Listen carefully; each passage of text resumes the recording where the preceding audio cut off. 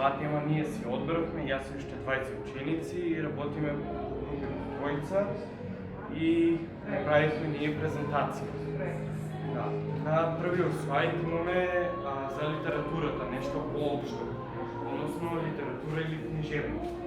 И сега имаме уметност на пишани дела и најосновни поеми, обврзани работа со литературата и така натаму.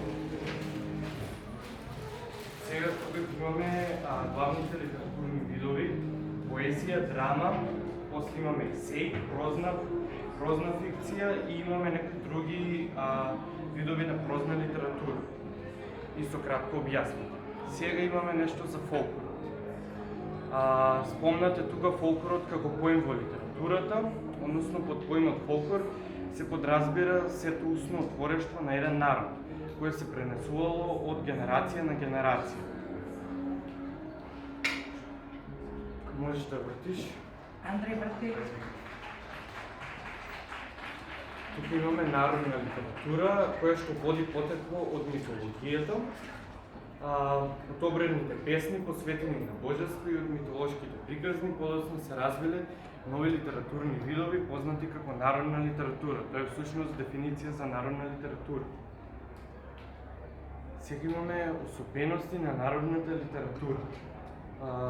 Најосновна е анонимно творештво.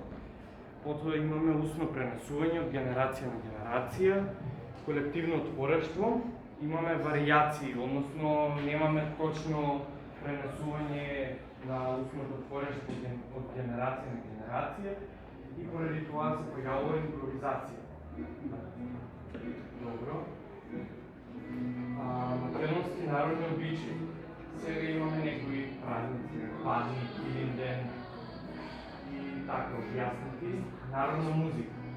Значи, народната музика е поем кој се однесува на музичкиот фолклор на кој друг град и најпрво се појавува како жанр во 20 век.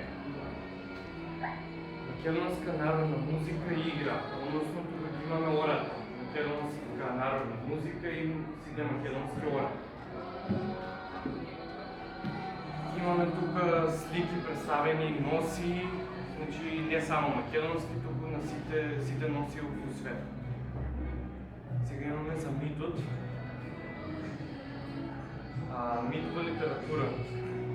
Значи литературата многу често ги превзема темите и мотивите од митот и од фолклорот, поради тоа тие всушност многу се поврзани меѓу себе.